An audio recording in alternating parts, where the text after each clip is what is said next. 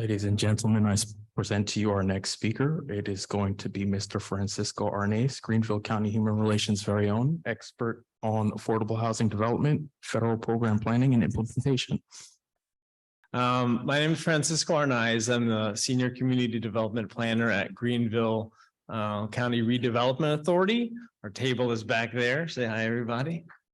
So just before I get started, I just want to thank Dr. Duckett for inviting me to talk about our home ARP program that we're going to be implementing. And I just also want to acknowledge, that fair housing video we watched at the beginning. It wasn't lost on me like how much weight and how much importance is behind the work that is happening, not just in fair housing, but just in civil rights and everything it ties back to. And it's an honor to be able to be here and talk about this, which is just a small part of what the bigger picture is. So thanks for having me. So what I'll be talking about is the Home American Rescue Plan. So just some background. So the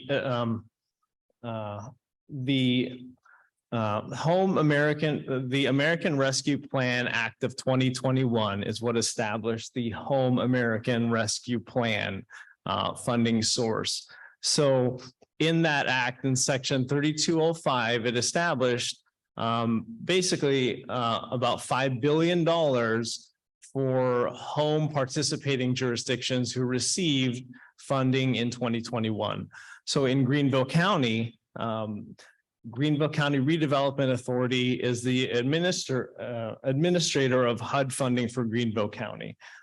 So that is kind of how this money has come to Greenville County. So I'm going to go through, and it's just going to be an overview of the program and kind of some highlights about the program, who's eligible, what it can do, things like that. So the purpose of this program is to address the need for homelessness assistance and supportive services. The opportunity here is to increase Greenville County's homeless response system capacity by providing housing and services. And one way that this can be implemented is by deploying this into current programs that address unmet needs for the qualifying populations countywide. The Greenville County allocation is approximately $4.1 million. So this money was set aside for Greenville County. How it was released to us is by Greenville County Redevelopment Authority submitting an allocation plan to HUD. That allocation plan was recently approved, and that allocation plan can be viewed on the GCRA website, which is up on the screen.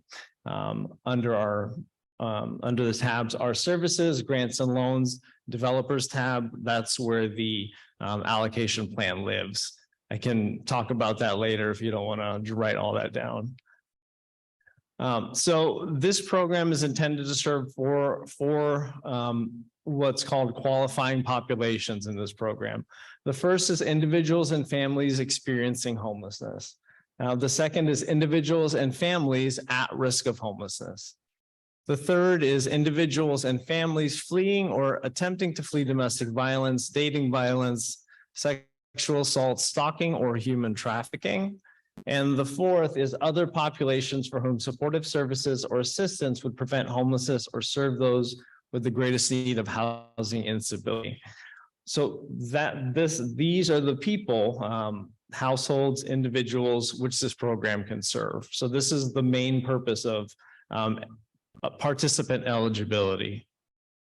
Also within these qualifying populations, veterans and families with a veteran family member are which also meet one of these four preceding criteria.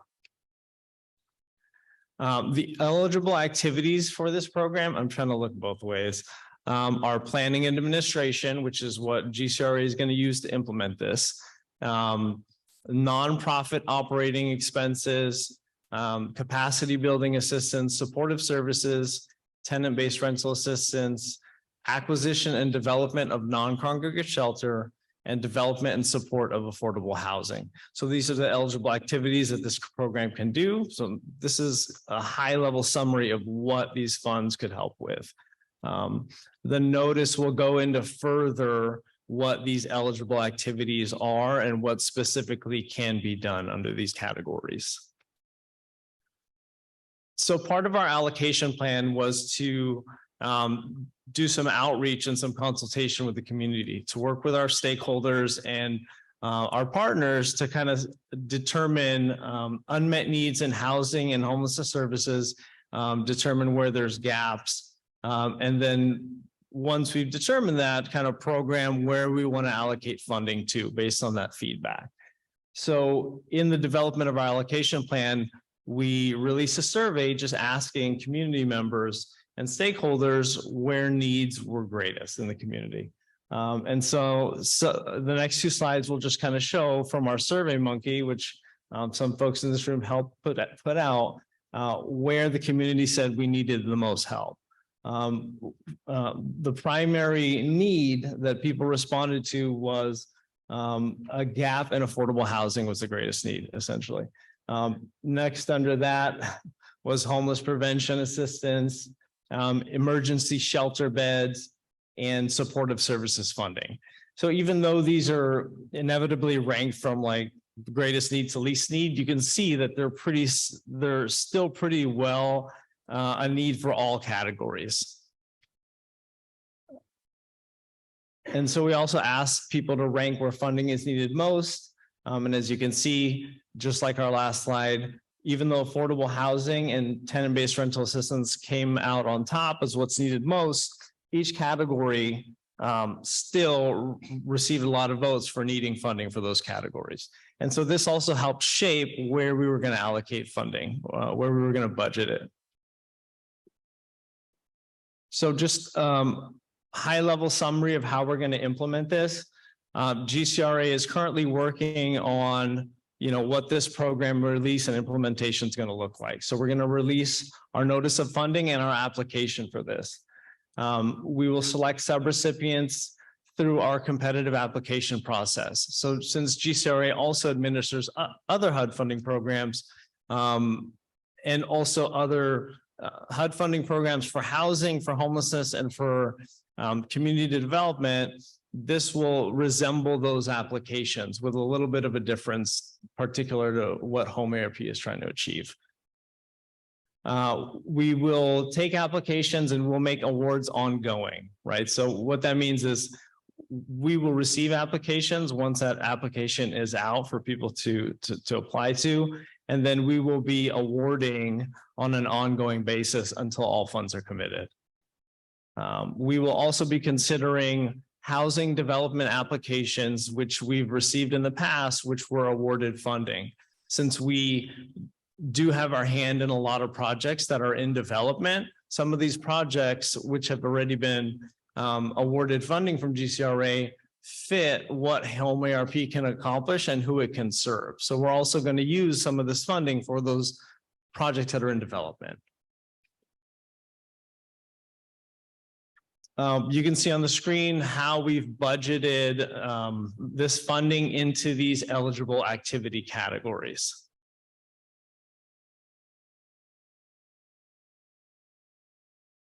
So you can also find this information on that allocation plan on our website.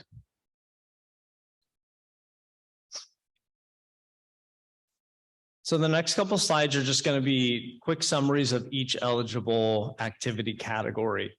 So for the development and preservation of affordable housing, like I mentioned earlier, selection of developers and subrecipients will be through our application process, which will be competitive. We will also, like I mentioned, use this for projects that are already in development, which we may have awarded before. And as it also says at the bottom, just typical stuff for development used for acquisition, rehabilitation, or construction, new construction of affordable housing, pretty similar to what the home program does, right? Okay. For acquisition development of non-congregate shelter, same thing, selection will be through the application process. Proposals will be for acquisition of non-congregate housing shelters, may or may not include rehabilitation, maybe new construction with or without acquisition. So the big details are in the notice, but this is what this category looks like. For the tenant-based rental assistance portion of this program, we will be implementing this the same way that the county has established tenant-based rental assistance programs in the past. And so we expect about 200 households to be served. We've got some limits there in terms of eligibility based on AMI. And it kind of summarizes also what can be covered. So rent and utility assistance, reassessment on a regular basis, and that who's being helped will also be assisted by case managers, right? Which is that supportive services element. For supportive services, same thing through that same application process is how we'll make determinations of awards. And high-level summary of what supportive services are eligible. It's those that are called out in the McKinney-Vento supportive services, homeless prevention services under ESG. There's two other categories which will pair with one of those with those other categories we brought up, which is capacity building assistance and operating expense assistance, right? So if you want funding for capacity building, which is kind of defined on the slide, or nonprofit operating, you could apply to receive funds for that, along with applying for those other primary categories, which would generate people served and helping those QPs.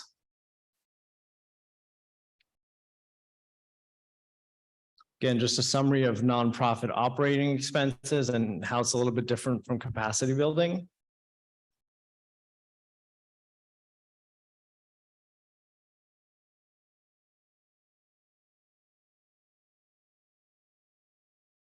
So this is the timeline, right? So a lot of this is in the past. So in the beginning of 2023, actually what this is not, oops, shoot, I gotta go back. Okay, so what this timeline is not showing is that we began work on this program back in 2022, right? In the very beginning of 2022, we released a survey. We kind of got with the community to find out what some needs were. We re-released a survey at the beginning of January just to kind of get a feel of if anything had changed in the last year. So that brings us to the beginning of this. We drafted our allocation plan in February. We went through the public participation process in February and March. The plan was submitted to HUD and approved just recently. And as you can see, what we're targeting as a date for applications and awards will be around June, or for awards a little bit later, ongoing, like I mentioned earlier.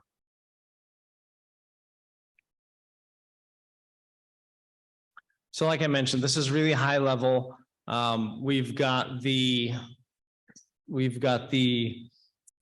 American Rescue Plan, the American Rescue Plan Act, which is the establishing law which created this program. And then we have the notice which HUD created, which kind of defines who's a qualifying population, what are eligible activities, and goes further into eligible costs, right? So that HUD notice is kind of the 90-page document of what can and can't be done with this. So that notice is, I just put it on the screen, just what it's called. You can easily Google it. And it's going to be what GCRA is going to follow in administering this program. There's room in that notice for Greenville County to make its own limitations or to set its own program requirements, which we're working on now, right?